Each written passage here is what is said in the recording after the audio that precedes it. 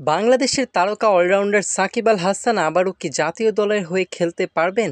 এই প্রশ্নটি নতুন করে আলোচনায় এসেছে গ্লোবাল সুপার লিগে সাকিবের দুর্দান্ত পারফরম্যান্সের পর। দুবাই ক্যাপিটালসের হয়ে প্রথম ম্যাচ সেরা হয়ে আলোচনায় ফেরেন সাকিব, যার পর বিষয়টি নিয়ে মুখ খুলেছেন বাংলাদেশ ক্রিকেট বোর্ড বিসিবির সভাপতি আমিনুল ইসলাম বুলবুল। এক অনুষ্ঠানে সাংবাদিকদের তিনি জানান, সাকিব এখনও সব ফরম্যাট থেকে অপশন নেয়নি। আমরা তার সঙ্গে কথা বলবো, এরপর সিদ্ধান্ত নেব।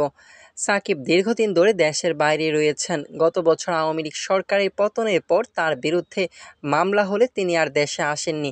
তবে একই বছরে ভারতের বিপক্ষে একটি টেস্ট খেলেছিলেন। সে সময় জানিয়েছিলেন মিরপুর টেস্ট খেলে টেস্ট থেকে অবসরে যাওয়ার পরিকল্পনা রয়েছে তার। এছাড়া টি-20 ফরম্যাটে 2024 বিশ্বকাপের পর অবসর নেওয়ার ইচ্ছা থাকলেও দলের প্রয়োজনে ফেরার আগ্রহ প্রকাশ করেছিলেন। বর্তমানে তিনি গ্লোবাল সুপার লিগে দুবাইয়ের হয়ে খেলছেন, যেখানে প্রথম ম্যাচে দুর্দান্ত পারফর্ম করে 58 রান ও 4 উইকেট নেন। বিসিবির মিডিয়া কমিটির চেয়ারম্যান ইফতেখার রহমান চৌধুরী আগেই জানিয়েছিলেন সাকিবের জন্য দরজা এখনও খোলা।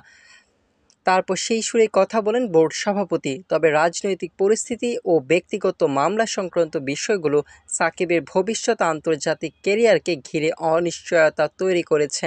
বিসিবি জানিয়েছে তাকে দলে রাখা হবে কিনা সেটা নির্বাচকেরা সিদ্ধান্ত নেবেন।